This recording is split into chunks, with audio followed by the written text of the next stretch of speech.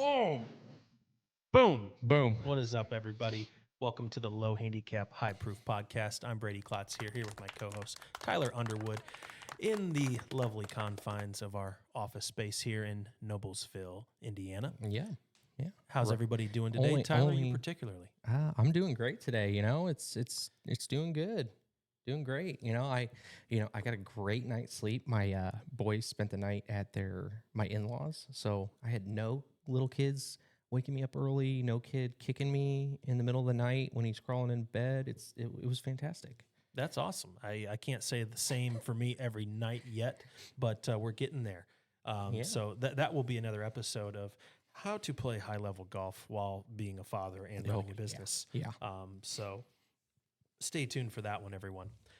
Today, we're going to get into some specific topics here on course strategy and maybe altering your equipment depending on course conditions, time of the year, setup, what tees you're playing, and everything that gets into that because it is important. Most people aim for the middle of the fairway, and that's not what you should ever do. And they think they hit the exact number that they need to and don't take certain things into play. And well, Tyler, my yardage finder said 175.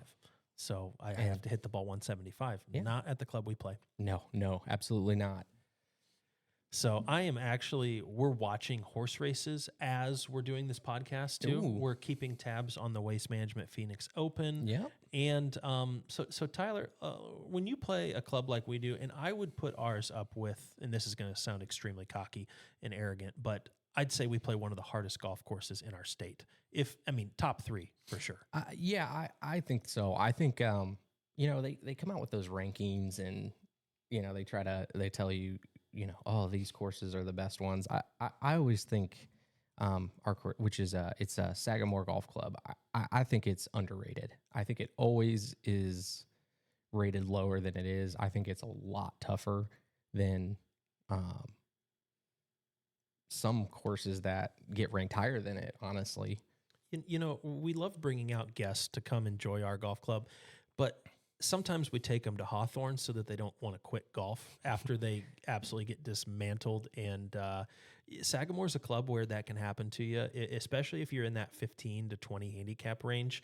You're going to get eaten alive the first time you play, and you better bring at least a dozen or 24 golf balls because there's heather lurking on every hole. Now, last year they did cut it down. I thought they did more a pretty good job. They kept it lower than normal. Yeah, which was better. I didn't have to buy as many golf balls last year, so don't hit it in the heather.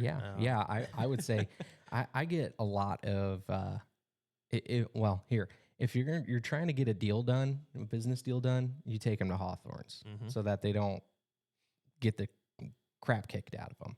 But, I find it, there's a lot of guys that I do business with. They're trying to bring guests over and everything that they, they want to have that Sagamore experience at least once if they haven't. And typically they don't really follow up on any return rounds. When you ask them to come back, they would rather come back. Well, where are we playing? We can play Sagamore or Hawthorne. Yeah, they're a little more apt to join you at Hawthorne's than Sagamore for multiple times. How about maybe not like a buddy, but somebody that knows you're a member at Sagamore? They're like, hey, bring me out. Okay.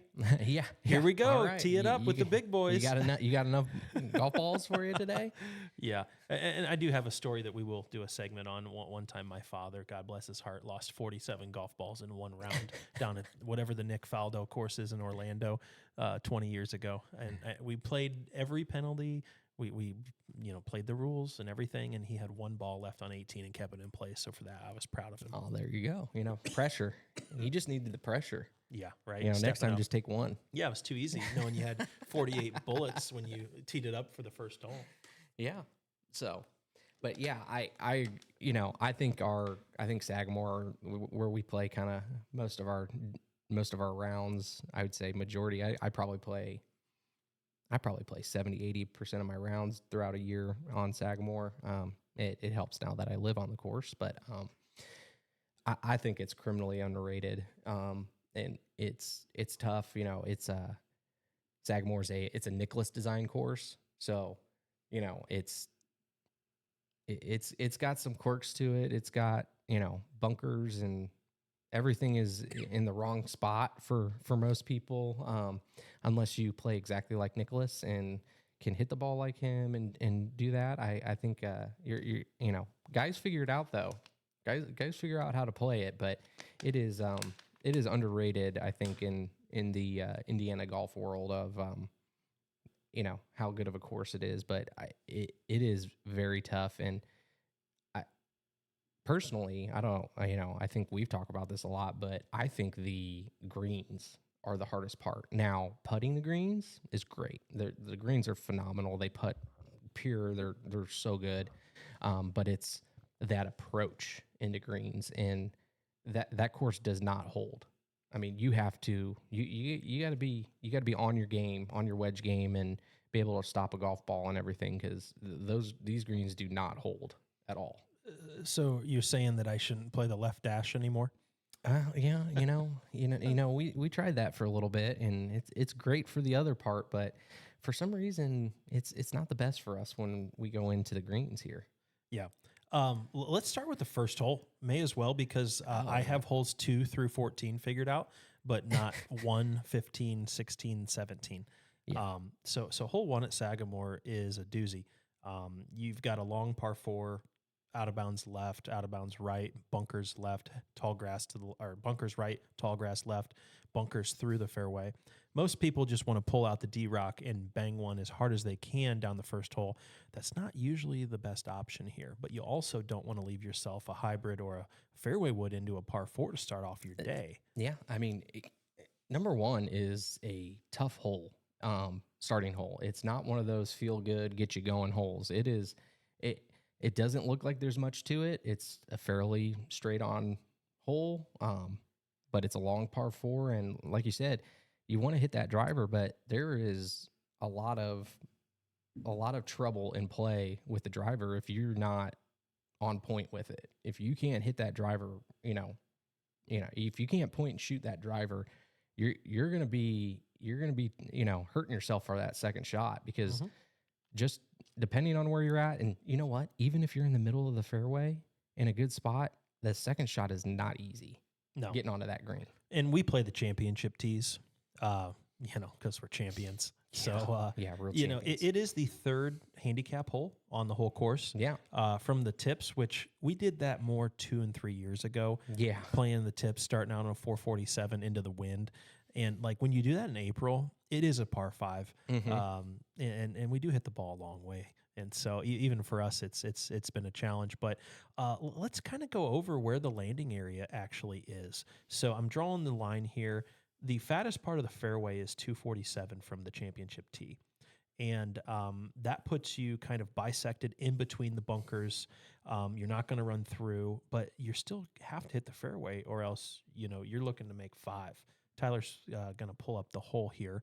Now, there are certain times of the year and certain winds that we'll get where it's advantageous to try to take it over the bunkers, and you need a 272 carry in order to do that.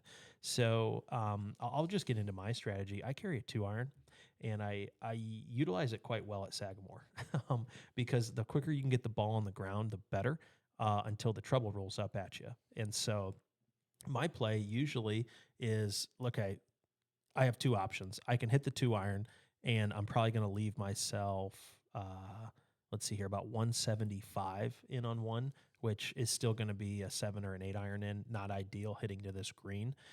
Or if you take the risk, you're going to carry the bunkers. You're going to end up somewhere around like 100 to 90 yards out for your approach shot.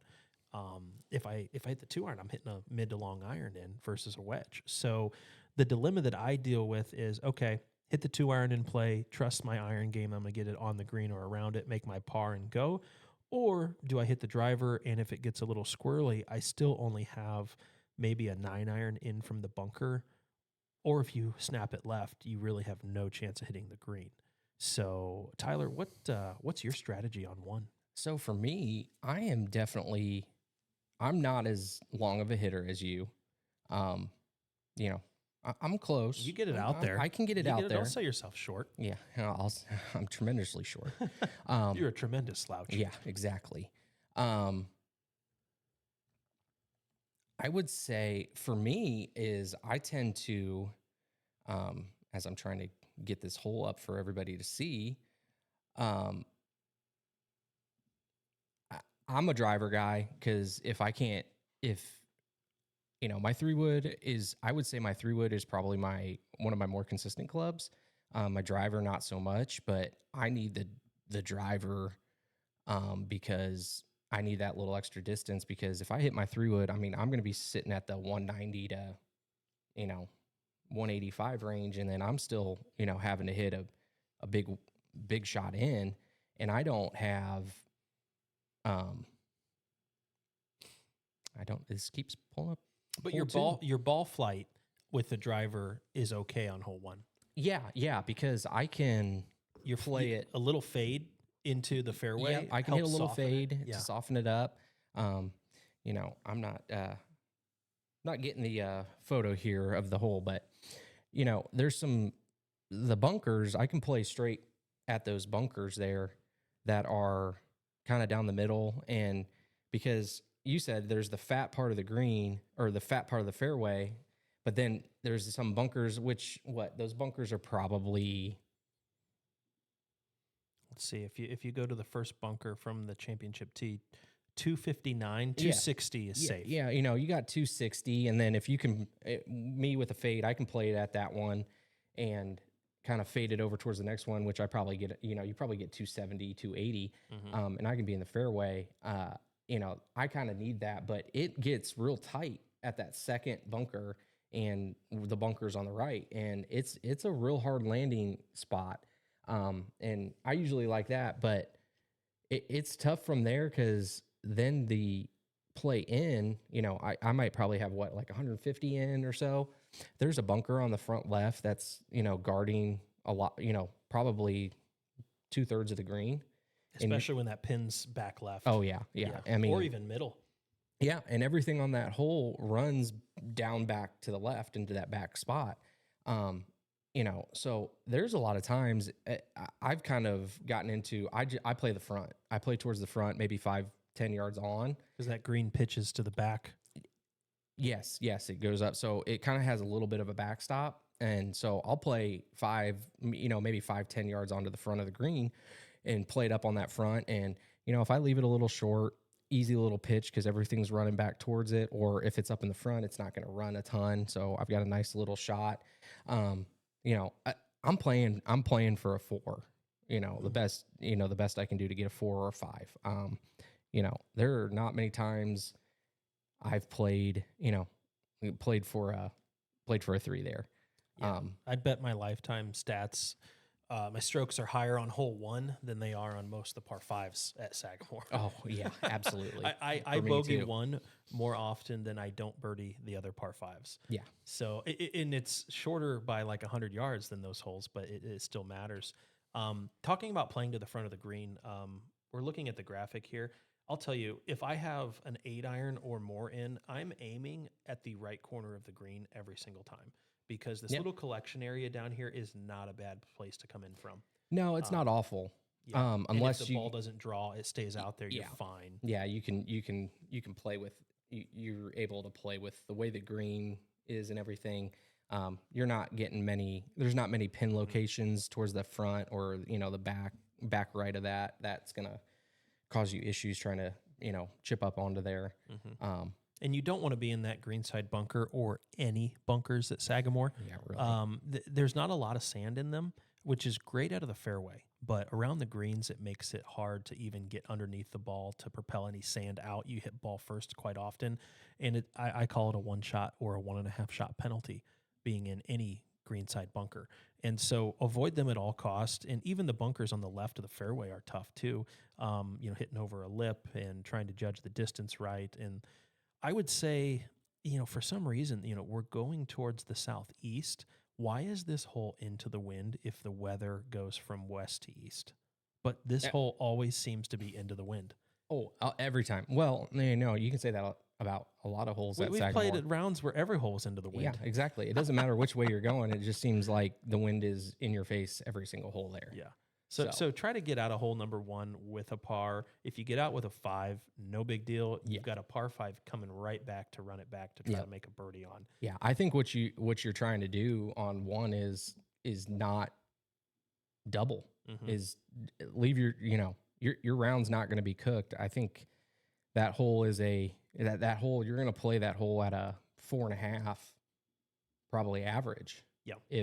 If you're safe and playing it the right way and not just pulling out driver, going deep, and then pin hunting and leaving yourself short-sighted on the terrible terrible chips where you can't get anywhere near, or out of some bunkers that are a little tougher. You're just trying to survive. I think that first hole, like you get a par, you should be happy as can be. You're off on your way. Yeah. To hole number 2. Hole number 2, I think, is tricky in 2 different ways. One, off the tee, trying to choose a landing spot. Depending on the time of the year, how much do you want to cut off if you go up the right? We've hit some mammoth drives up the right-hand side that our playing partners are like, oh, better re-tee. No, we're good. We're clear. They get through. And you get a nice, it's got a nice little collection, and then a little run on there. If you can get by these trees on the right, if you can get, around them, for me, if I can, start it off and cut it or fade it, just right. And then you're the grip it and rip it just right over them. We'll see if that strategy still works into my later age. But yeah, I'm looking 270. But what this doesn't tell us is also the height that you need to clear the trees. Oh, those trees are probably 30 feet high, maybe 40. Yeah. And so you're really, playing with fire there, especially if another hole's into the wind. If we're downwind, yeah, you got to pound it, because the alternative is this bunker that just collects my ball all year long. Oh, yeah. Starts at 256. We clear it a lot of the time, which is not good, at down the left 275 or so. Yeah. But then you're dealing with cart path. And how many balls have we lost in this little I was going to say, triangle? that heather triangle, which it doesn't seem like it should be that tough, but it is.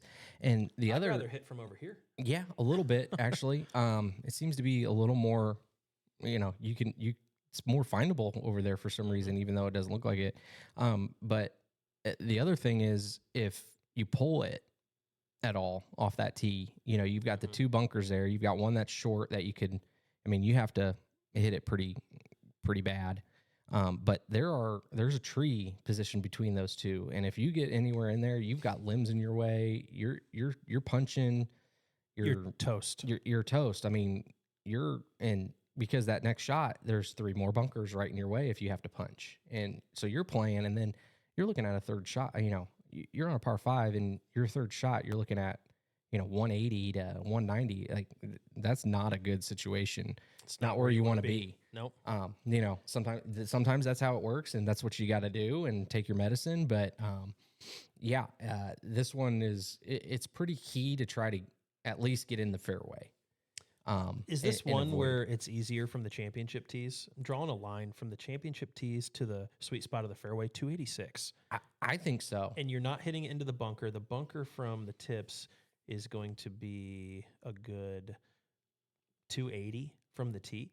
So you can just rip it and know, hey, I'm not getting to the bunker. Yeah. I'm not trying to clear the trees, and I'm going to have, let's say, on a normal par 5, 240 in. Yeah. Which this green's hard to hit anyway. It's hard to hit because it's a iron, little elevated, and it has the pit of despair behind it, that chip back up. If you're at the bottom of it past this green, it's probably, you're chipping on a slope that is probably, it's the green's 5 feet above your head.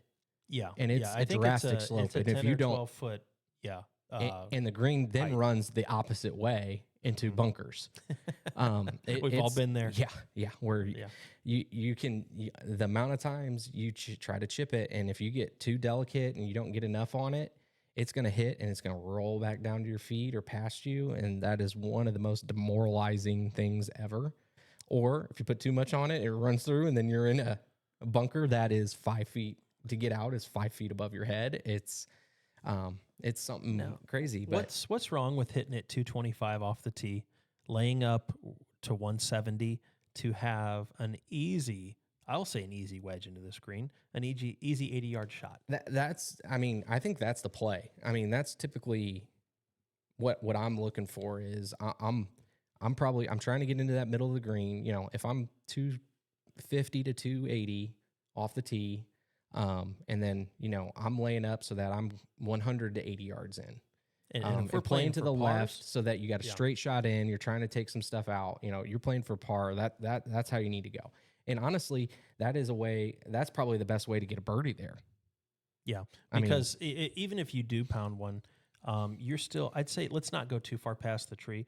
You're still 200 plus in. And this green is not receptive to 4, 3 iron, even any kind of fairway wood. So in order to go for it successfully, I would say you need 6 iron in at max. I don't know. Of the times where I've hit 4 iron and 5 iron into this green, we seem to pull it left. Yep. And then we're in the Valley of Sin over there. Yep. And then we're trying to make 5, where if you have 6 iron or less, I think it's green light. Not to say you should lay up with a 5 iron in your hand, because you may as well go for it and try to get greenside. That bunker is not the worst place to be. It's not. If the pin's on the left. Oh, yeah. Yes. If the pin's because you have in enough the room. back, then it's a little dicey. Yeah. Yes, I agree. Again, this is another one. I'm playing in its angles for me. That's the second shot's probably my most important shot of the whole, the entire hole. You know, I'm playing down, trying to get down in the middle of the fairway, you know, being a good spot to go. But it's that second, actually, no matter where I'm at, I'm trying to get to an easy pitching wedge or less, towards going towards the left of the fairway. And there's more room over there than I ever thought. Oh yeah. There's plenty of room.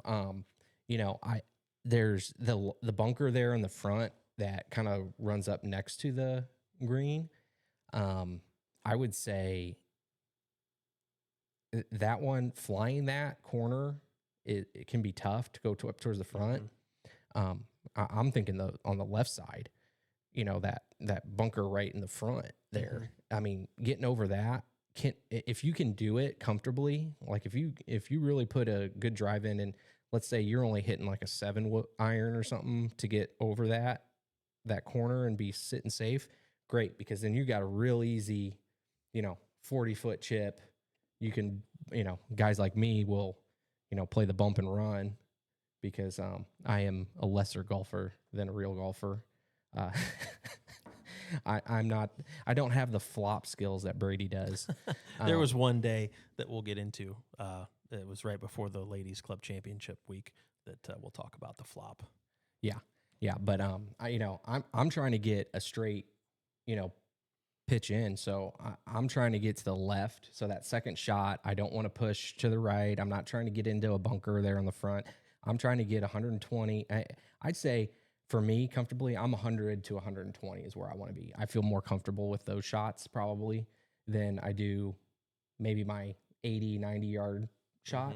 So I'm trying to get in there towards the left, so then bunkers, and it's just a nice straight play. And, you see too many people, they get in there, they might hit 2 shots, and then they're going pin hunting, and they leave it short. Or, again, what we kind of talked about when we started this was these greens aren't receptive.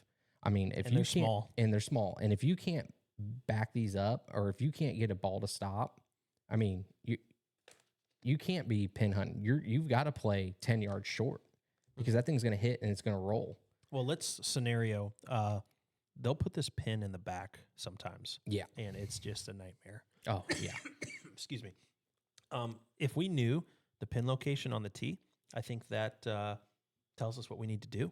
Because if that pin's in the back and you miss long left, there's no way to get the ball within 10 feet. No. And if you're trying to get it closer than 10 feet, you're probably more likely to leave it short of the green, and the ball's going to roll right back to your feet, and you're going to have the same shot all over again, just trying to get out of there. And in certain times of the year, like we talk about, most times this course is bouncy, running out. You can't hold the green. And so I think, just looking at the aerial, for me going forward, driver's probably always going to be the play. It's just what Yeah. line do I take? And if I do hit in the bunker, it's an automatic layup. It's not that bad. And sometimes we still make birdie from there. Or if you're Yeah. in the heather and you find it, that's my thing is I just don't like looking for golf balls. Yeah. I don't like spending 3 minutes looking for my ball, your Yeah. ball, anybody's ball. I'm like, let's just keep it in the straight and I narrow. think that's part of what keeps us fast too is, we take some passes at it, a minute or so, and you know what? If it's not there, it's time to move on. It's time to move on. We're not playing for money, or well, you could be playing for money. I'm just saying, you're not a professional. It's not your job. You're not playing for your paycheck, and trying to score here. So Right. take your lump, drop it, and let's go. So Well, let's go on to the next hole. Here, number 3. three. I mentioned the 2-iron, and like some of the shots look pretty good off the tee, and I still managed a bogey. And this is hole 3 where this happens more often than it should, where we bust a 2-iron out there. We're sitting like 115, perfect wedge, and somehow find a way to miss the green, whether it's because I hit a bad shot or the slope goes right to left from the fairway, or you just misjudge the distance on this hole more than like any other hole at Sagamore, other than hole 15, which we'll get to on another show. But so number 3, it's pretty daunting for a short hole. I mean, this hole's only 330 yards. And I think when I first joined in our first few rounds we played out there, I would just hit driver up to the right, and it worked out a few times. But then it started not working out. Yeah. And you get the little snappy snaps to the left, and then you block it way right where you're yelling 4 at the cart girl. And 4 should never have to be yelled at the cart girl. Like, that's real bad considering where our cart paths stand on this hole. Yeah. But then you've got the water up front that you have to negotiate. There's a tree that is losing limbs every single month from golf balls hitting it. Yeah. That would be one tree where if one day it just didn't exist, where some member came out with his equipment and cut He the might have thing just down. hacked it down. Yeah. That's happened at clubs in the past. I could see that. We at my old home club, Muni, there was hole number 4 that was very similar to this, except the tree was half as close. And like, if you didn't elevate the drive quickly, you were going right into that tree on like a 300-yard par 4 and taking double or triple. And so that tree eventually just came down. We don't know how it came down, but one day it just wasn't there, and I don't think it was the grounds crew. Tyler, what are you hitting off the tee here on 3? If I go to the fattest part of the fairway, I'm 230 off the tee. Yeah. So this one's been kind of a tough one for me, figuring out over time, because there's a bunker on the right of that fairway that is probably 240, and my driver, I could go over, I could play over that or kind of right near it, but I'm not as confident with my driver all the time. I hit a little bit of a fade, and sometimes that fade goes back into my baseball slice. And then we're in the bunker. And then you're in the bunker, or you're up in a hill where you can't find the ball and no man's land. In that cart path where you have no business to be by, I'm by there.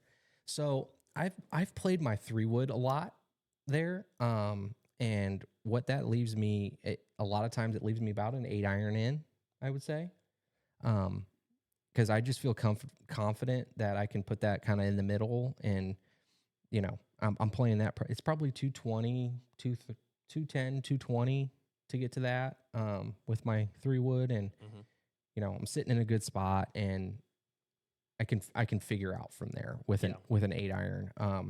But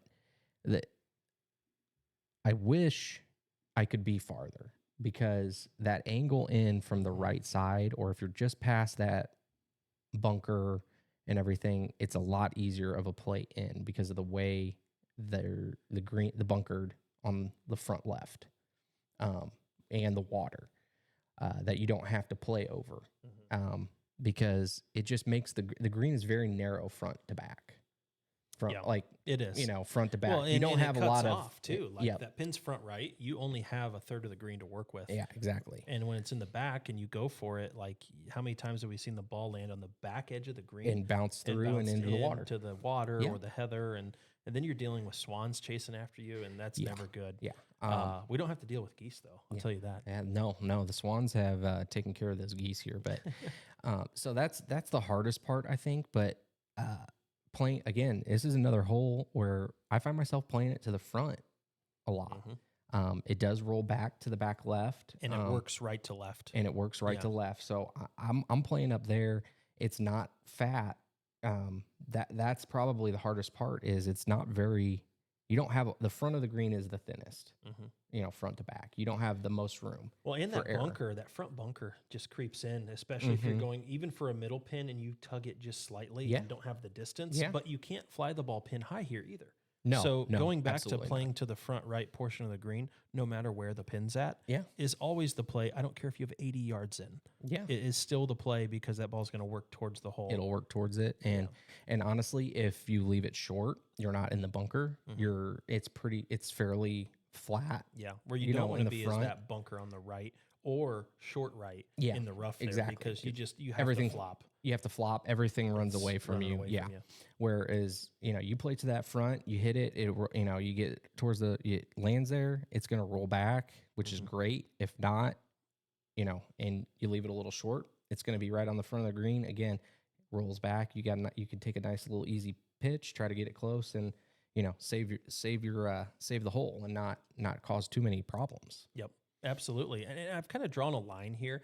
The front of the bunker on the right-hand side of the fairway is 241 from the championship tee. You can't hit it 240 and expect to stay short of that bunker. You probably can't even hit it 232 and expect to stay short of that bunker. So it really puts the landing spot at like a 225 max. And I'll tell you, I just don't really have a club for it.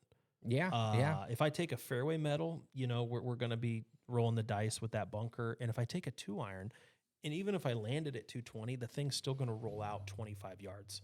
So I'm still in the bunker or the water. So like 3-iron or 4-iron is probably the play here for most of the year. And then just accepting this 130-yard shot, which if you can't hit a pitching wedge onto a green, I mean, this is a postage stamp green, but take your room for error and just eliminate it. I think on number 3. Which I think, so what we're getting into, talking about course management and stuff that we talk about. I mean, I think this is the biggest thing that people are probably missing in their golf game. I think that can be the big difference. If you're sitting at like a 10 to 15, I mean, your course management and walking through a course like this and thinking about, which way the greens go, where's my miss typically, and, and pulling the smart play. I mean, people don't like it, and everybody loves the jokes of oh, you don't pull your come on, you wussy, don't take your driver out. Like, yeah, that's great, but if you're trying to get better and you're trying to run a put a score on the board, you got to take the doubles and the triples out of play.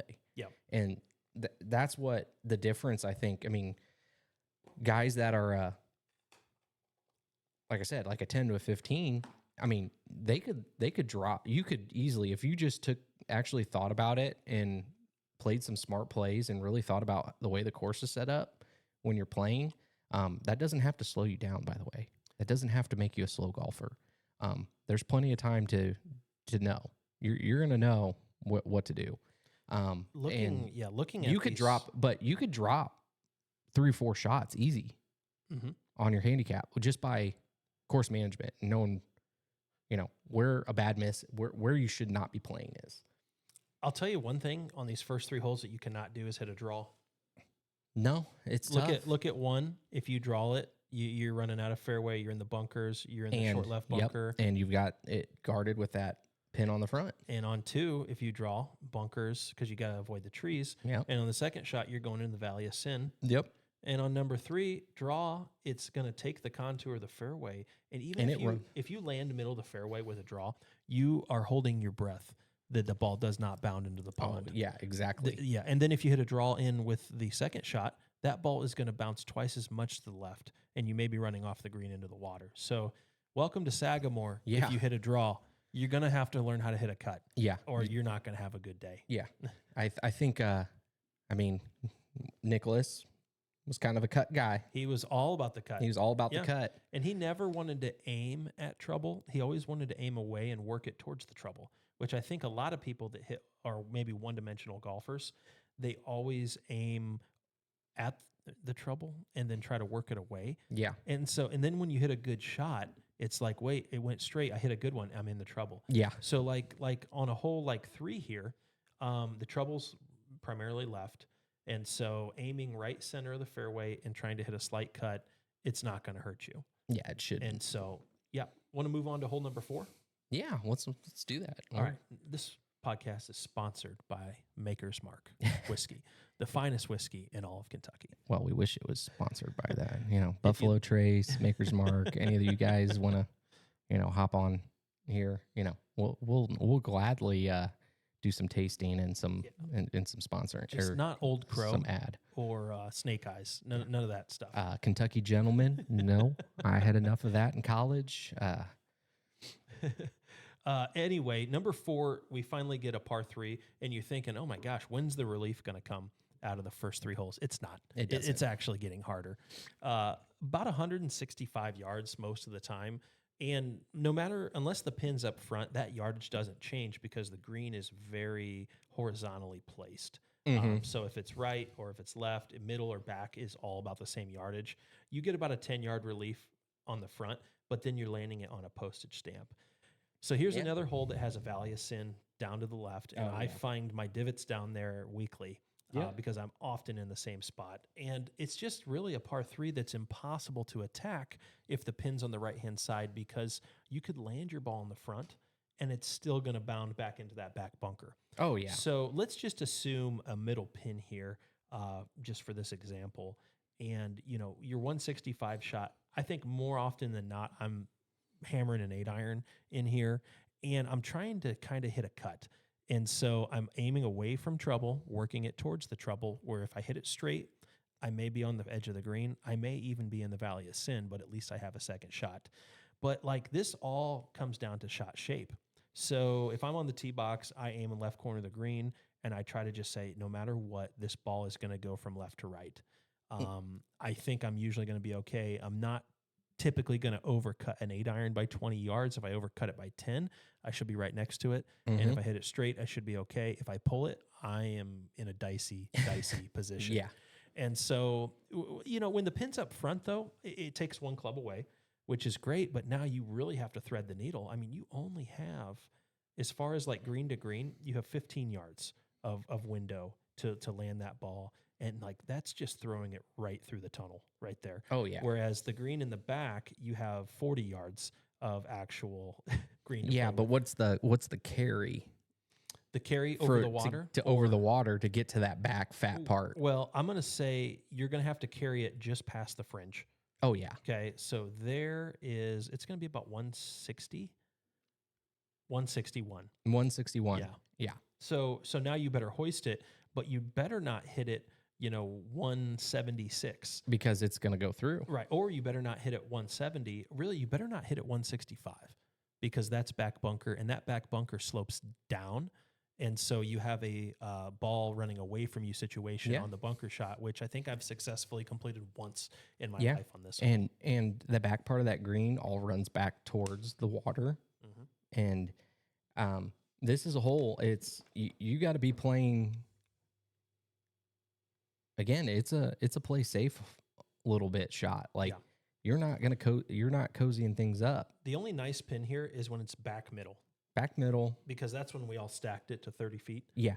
And we're like, yeah, we're on it today. Man. We're all birdieing this thing from 5 feet, aka 30. How do I play a good shot, safe shot, without risking the Valley of Sin? Is that even possible on this hole? Because you can't say a safe shot's to the right.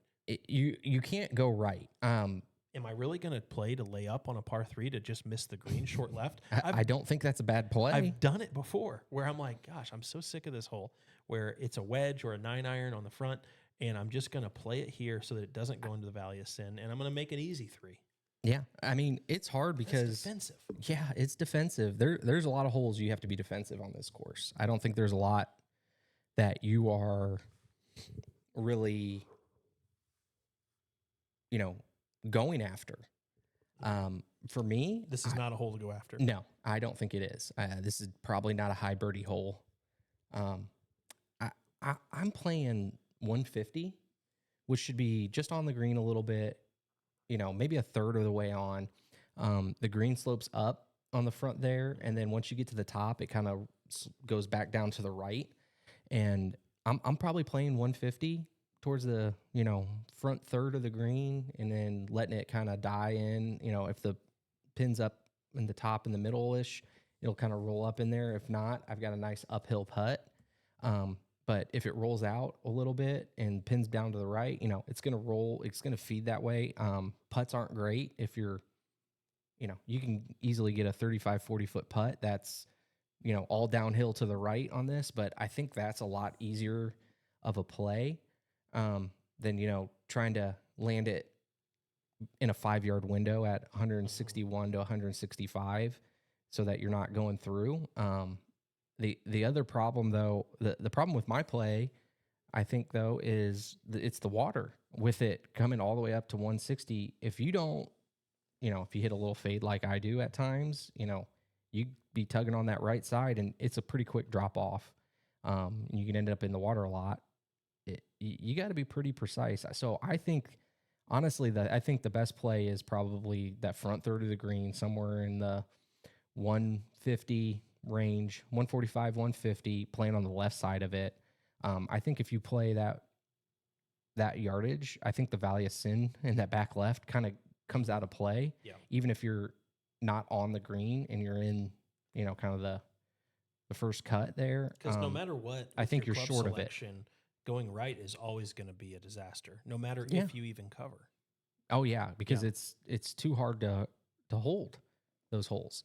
So the first 4 holes at Sagamore are extremely tough, is what we're trying to say. Yeah, and honestly, apart from the one time you were, what were you, like 4 under through 4? Mm-hmm. Yeah. What was it? Birdie, eagle, birdie, or something like that. Or, yeah, it was. That was nuts. Yeah. You're trying to get through some of these first 4 holes. I'd say after the first 4, it gets a little bit. It's a little easier. It opens up. It opens up a little bit. There's still some tough shots, some tough plays, but you've got a lot better of a chance to, you're going to be parring and putting yourself probably in place for some birdies, moving on from there. But the first 4 holes here, it's, you have to be you got to be conservative a little bit. If you don't, unless you're, you pipe the drive to the right spot and you've got a good angle in and you can, good club. Like if it's not like absolutely set up, tailor-made, you've got to play a little defensive, limit your doubles, limit the triples, It's a high score golf course, man. It's all about iron game. It really is. Yeah. And it's all about, for me, it's the approaches, and playing the right spots on the greens. If you can't control, that's something we'll talk about more too with like equipment. And I know you and I have both been testing out balls a lot lately. Last year, I feel like that was a lot of what we did was, testing out different golf balls to see which ones, we weren't sacrificing our distance on, but being able to hold it, the left dash, man, that thing is great off the tee. But going, if I could tee off with that ball and then switch to a marshmallow, after that, I would. But or the balata balls, those are great at Sagamore. Yeah, so finding the right, the ball that you can get to roll out the least. What do you think the stimp on these greens probably is on an average day, like on a weekday? Yeah. And like I said in a previous podcast, is our greens run very similar on Saturday that they do on Tuesday and Wednesday. Yeah. Maybe one step slower on Tuesdays and Wednesdays than they do on Saturday. I would say the true stimp is 11.5. Yeah. And what are you seeing? What do you feel like you see at most golf courses? 9. Yeah. Maybe 10 on a Saturday, but yeah. They're never going to be slower than an 11 unless we're punching or sanding or doing something of that nature, or if we've been pounded with rain for like 4 days straight. Yeah. But you know what? I'll tell you, they do a phenomenal job of keeping the greens. They roll great even after they punch. A few days after that, you're not getting uneven rolls and a bad setup there. It is rolling great. So I think it's definitely with those first 4 holes, like we were talking about, you're sitting there, you're playing for par if you can. You know, you're setting yourself up in the best spot. I mean, honestly, what I think I looked the other day, I think I'm like a 1.3 right now. If I can get out, I mean, I'm not going to be happy about it, but if I can get through the first 4 holes at +4, it's not the worst thing in the world. It's not. I mean, I was just thinking the same thing where if you're a few over par, you know, after you get through 4, there's birdie opportunities that you're going to have wedges in your hand. There's an easier par 5 coming up. Once you make the turn, hole 10's a green light opportunity, hole 12, hole 13, 14, Well, what 18. about hole 11? Oh, well, the home hole. The home hole. Have I ever birdied that hole? I think you've done a couple times. Making a 30-footer, maybe. Yeah, right? yeah. Well, I don't think. I think we play hole. We've had some stacked ones. We've done some pretty good with 11. Yeah. 11. We would play pretty well. Yeah. And but the key is getting through 4 and damage control. yeah, damage control, and being then able to have something to work with. when yeah, you're and getting then into some of the easier holes. I mean, honestly, if you really look at it, you think 5 through 14. Mm-hmm. I mean, you've got a chance to go through there. I mean, you'll get a few shots back. Yep.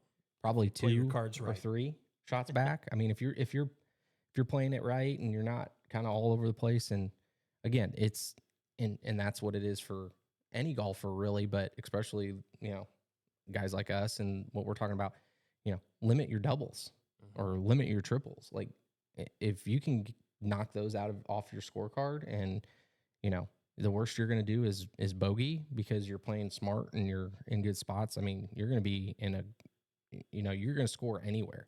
You know, Sagamore might be one of those courses, one of those handful of courses here in Indiana for sure that,